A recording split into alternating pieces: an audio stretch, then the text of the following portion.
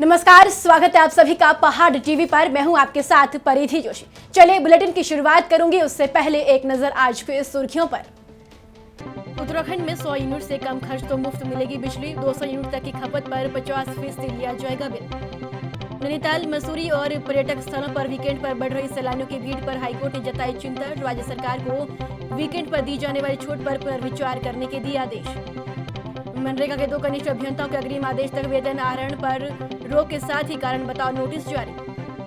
चुनावी वर्ष में धामी सरकार बिजली उपभोक्ताओं को राहत देने जा रही है। इसके तहत 100 यूनिट से कम बिजली खर्च करने वाले उपभोक्ताओं को बिजली मुफ्त मिलेगी।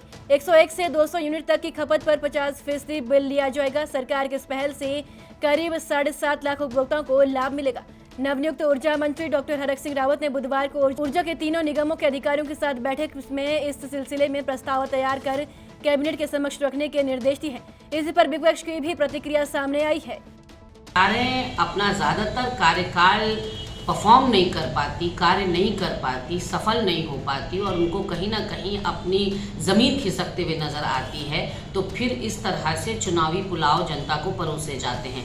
हरक सिंह जी जानते हैं कि अब चलाचली की बेला है, विदाई की बेला है। ऐसे में अभी तो केवल ऊर्जा मंत्रालय ने पुलाव परोसा है, अभी तो बाकी मंत्रालय बचे हुए हैं। और मैं कहना चाहती हूँ हरक सिंह जी से कि जो आप कह रहे हैं कि जब जब जनता बटन दबाएगी तब तब हरक सिंह को याद करेगी, बिल्कुल सही कहा आपने। 4.5 साल जब जब जनता ने बटन दबाया उसने भाजपा के कुशासन को याद किया है और अभी तो आपने सिर्फ जुबानी जमा खर्च किया है। ये योजना आपकी धरातल पर कितनी उतरती है ये तो भविष्य के गर्भ में है। और मैं कहना चाहती हूँ कि जो बात आपने आज कही है ये बात कांग्रेस पार्टी बहुत पहले कह चुकी है।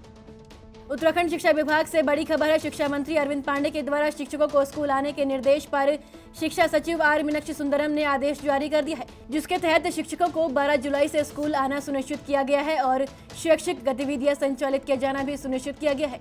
यानी कि शिक्षकों को 12 जुलाई से स्कूल आना अनिवार्य होगा। चारों धामों गंगोत्री, यमुनोत्री, बद्रीनाथ और केदारनाथ धाम में तीर्थ पुरोहितों का धरना देवस्थानम बोर्ड के विरोध में लगातार जारी है और तीर्थ पुरोहित अपने मांग पर अड़े हुए हैं। और अब कांग्रेस अध्यक्ष प्रीतम सिंह ने कहा कि कांग्रेस ने भी देवस्थानम बोर्ड का विरोध किया है और सड़कों पर भी आंदोलन किए हैं और अभी भी कांग्रेस तीर्थ पुरोहितों के साथ खड़ी है। देखिए, मैं बड़ा स्पष्ट करना चाहता हूँ, जब श्राइन बोर्ड के गठन का फैसला उत्तराखंड की सरकार ने लिया और जब ये विधायक सदन में आया, कांग्रेस ने पुरजोर तरीके से इसका विरोध किया और सड़क पर भी इसका हमने विरोध करने का काम किया। सरकार ने तीर्थ पुरोहितों को विश्वास में नहीं लिया, हकूकधारियों को विश्वास में नहीं लिया, स्थानीय लोगों को विश्वास में नहीं लिया और जबरदस्ती श्राइन बोर्ड का गठन करके सबकी भावनाओं पर कुठाराघात करने का काम किया। पिथौरागढ़ के विंड ब्लॉक के डुंगरा गांव के अधिकांश परिवार मकानों से वंचित है। अधिकतर परिवार छोटे छोटे घर और कच्चे मकानों में रहने को मजबूर है और छात्रों को पढ़ाई करने में भी कई दिक्कतें आ रही है। ग्रामीणों ने जल्द से जल्द सरकार से रोजगार की व्यवस्था करने की मांग की है। बिजली भी दी थी तो कार दी, क्या मदद करेगी सरकार? सरकार तो खाली गरीबों को बेइज्जती कराने की सरकार है। अच्छा। हाँ, पहले बिजली दी, कहा एक बल्ब फ्री होगा और महीने सालों तक वो नहीं आया, क्या बिल नहीं आया। फिर बिल दिया तो 30,000 का और 45,000 का बिल दिया और इतना परिवार बेरोजगार आदमी कहाँ से देगा बताओ। नमस्कार, मेरा नाम किशोर है और ये मैं डुंगरा गांव में हूँ और डुंगरा गांव में यहाँ पर देख रहे कि मकानों की क्या स्थिति है और अभी बता रहे थे कि कई सारे लोग एक ही मकान में रह रहे हैं। ये आपका नाम बताइए कि आपका नाम क्या होगा? हाँ। अच्छा अच्छा। 5 सर। हाँ हाँ। ये सब इधर खान पीन में भी और रूम इतने भी। तो यहाँ पर कितने लोग रहते हैं इस घर में? ये घर में यो कुनम रहियो 5 एलियन ब्याह और 4 बार ब्याह। ये भी ये गांव भी क्या बोलते हैं, ये जो डुंगरा गांव है उसी डुंगरा गांव का ये मकान है। यहाँ पर स्थिति पूछते हैं इनसे, तो बताइए यहाँ पर ये जो मकान में क्या दिक्कत आ रही है, आपके घर में क्या दिक्कत है?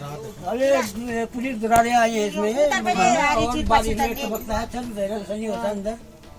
तो इसके लिए आपने सरकार को बताया कि भाई इस टाइप की दिक्कत है, हमारी मदद करें। कहा था, हाँ, कोई सुनवाई नहीं हुई है। पर 7-8 जन के परिवार है अंदर, सब इसी में रहते हैं, इसी में खाना बनाते हैं सब। उत्तराखंड उच्च न्यायालय ने पर्वतीय स्टेशनों में आने वाले पर्यटकों से कोविड-19 के नियमों का पालन नहीं कराने पर सरकार से नाराजगी जताई है। उच्च न्यायालय ने 4 धाम यात्रा पर 18 जुलाई तक रोक लगा दी है और पर्यटन पर सरकार से शनिवार और रविवार को कर्फ्यू हटाने के आदेश पर पुनर्विचार करने को कहा है। अनलॉक के पहाड़ों में उमड़ी सैलानियों की भीड़ पर नैनीताल हाईकोर्ट ने गहरी चिंता व्यक्त करते हुए राज्य सरकार को वीकेंड पर दी जा रही छूट को लेकर पुनर्विचार करने के आदेश जारी करते हुए 28 जुलाई तक विस्तृत जवाब पेश करने को कहा है। कोर्ट ने स्वास्थ्य सुविधाओं को लेकर भी राज्य सरकार से विस्तृत जवाब तलब किया है और पूरे मामले की सुनवाई के लिए आगामी 28 जुलाई की तिथि नियत की गई है। मुख्यमंत्री बनने के बाद पहली बार नवनियुक्त मुख्यमंत्री पुष्कर सिंह धामी हरिद्वार दौरे पर रहे। हरिद्वार पहुंचे पुष्कर सिंह धामी ने सबसे पहले हर की पेड़ी ब्रह्मकुंड पहुंचे, विधि विधान के साथ गंगा पूजन कर आशीर्वाद लिया। इस दौरान श्री गंगा सभा के पदाधिकारियों के साथ भाजपा प्रदेश अध्यक्ष, विधायक, भाजपा के कद्दावर नेता और कार्यकर्ता मौजूद रहे। माँ गंगा हमारी मोक्षदायिनी है, माँ गंगा हमारी जीवनदायिनी है और माँ हम लोग जब भी कोई एक अच्छे काम के लिए निकलते हैं या किसी काम का संकल्प लेते हैं तो सबसे पहले माँ गंगा का ही स्मरण करते हैं। और मुझे भी मेरी पार्टी ने उत्तराखंड के मुख्य सेवक की भूमिका में उत्तराखंड की जनता की सेवा करने के लिए जो काम दिया है, मैंने सोचा कि सबसे पहले मैं माँ गंगा का पूजन करूं और हमारे जो साधु संत समाज के लोग हैं, जो हमारे विद्वान हैं, साधु हैं, संत हैं, महात्मा हैं, उनका एक तरह से पूजन उनका भी साथ में करके उनका अभिनंदन करके हम लोग अपनी यात्रा आगे चलाने वाले हैं। इसलिए आज मैं इस माँ गंगा के तट पर आया हूँ। उत्तरकाशी जनपद में मुख्य विकास अधिकारी गौरव कुमार ने विकासखंड भटवाड़ी और ग्राम पंचायत रैथल में विभिन्न विकास कार्य का निरीक्षण किया। सबसे पहले मुख्य विकास अधिकारी ने विकासखंड कार्यालय का निरीक्षण किया। उपस्थित पंजिका का अवलोकन में 2 कनिष्ठ अभियंता अनुपस्थित पाई गई और कुछ कर्मियों ने उपस्थित पंजिका में भ्रमण दिखाया गया, जबकि भ्रमण पंजिका में भ्रमण संबंधी कोई जानकारी उल्लेखित नहीं की गई थी। मुख्य विकास अधिकारी ने ऐसे कर्मियों को कारण बताओ नोटिस जारी करने और कार्यालय में रक्षित पंजिका को तत्काल अद्यावधिक रखने के निर्देश खंड विकास अधिकारी को दिए हैं। चंपावत के टनकपुर के सेल टैक्स ऑफिस के नजदीक 3 दिन से बीमार पड़े लाचार गाय ने तड़प कर दम तोड़ दिया। गाय के रेस्क्यू को पहुंचे जल पुलिस के जवान रविंद्र सिंह उर्फ पहलवान को गाय मृत अवस्था में मिली। पहलवान ने मौके पर ही जमीन से गड्ढा खुदवाकर अंतिम संस्कार कर दिया। पुलिस अधीक्षक उत्तरकाशी के दिशा निर्देश में नशा मुक्ति उत्तरकाशी अभियान के तहत क्षेत्राधिकारी भटकोट के पर्यवेक्षण में देरसाई को ढामटा पुलिस द्वारा बर्नीघाट तिराहा के पास प्रमोद प्रसाद को 10 लीटर अवैध कच्ची शराब के साथ गिरफ्तार किया है। बरामदगी और गिरफ्तारी के आधार पर पुलिस द्वारा उक्त अभियुक्त के विरुद्ध चौकी ढामटा पर आबकारी अधिनियम के तहत अभियोग पंजीकृत किया है। अल्मोड़ा जिले के सल्ट विधानसभा में सामुदायिक स्वास्थ्य केंद्र देघाट में SBI फाउंडेशन और संजीवनी संस्था के सहयोग से 20 बेड का कोविड केयर सेंटर स्थापित हो गया है। कोविड केयर सेंटर का उद्घाटन सल्ट विधायक महेश जीना ने किया। जीना ने इस प्रयास के लिए संबंधित संस्थाओं की सराहना की।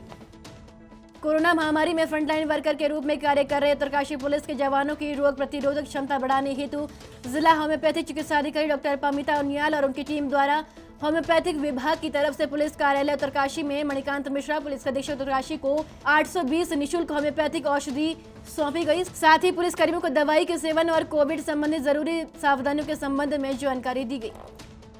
हरिद्वार के औद्योगिक क्षेत्र सिडको स्थित सत्यम ऑटो कंपोनेंट कंपनी के से निष्कासित 300 कर्मचारियों ने अपने परिवार सहित कंपनी के मुख्य गेट पर तालाबंदी कर धरना दे दिया है। निष्कासित कर्मचारियों का कहना है कि शासन प्रशासन सहित कई आला अधिकारियों के दरवाजे खटखटाने के बाद भी हमें आज तक इंसाफ नहीं मिला है। 4 साल से अपने हक की लड़ाई लड़ते आज कर्मचारियों के परिवार भूखमरी की कगार पर आ चुके हैं। अन्य राज्यों से आ रहे पर्यटकों को नैनीताल में प्रवेश करने के लिए 72 घंटे की RT-PCR रिपोर्ट नेगेटिव को भी अनिवार्य किया गया है, लेकिन नैनीताल तिराहे पर पुलिस चेकिंग अभियान के दौरान दुकानदारों को फर्जियत का सामना करना पड़ रहा है। संयुक्त किसान मोर्चा दिल्ली के आह्वान पर आज रोईवाला संयुक्त किसान मोर्चा ने पेट्रोल डीजल में लगातार मूल्य वृद्धि के विरोध में धरना प्रदर्शन किया, तो वहीं हॉर्न बजाओ अभियान के तहत लच्छीवाला टोल प्लाजा के सामने बढ़ते डीजल, पेट्रोल, रसोई गैस के दामों को लेकर धरना प्रदर्शन किया। कई राज्यों से पर्यटक नैनीताल घूमने के लिए आ रहे हैं, लेकिन कुछ पर्यटक खुलेआम सड़कों पर अश्लीलता फैला रहे हैं। नैनीताल के रास्ते में कुछ लोग सड़क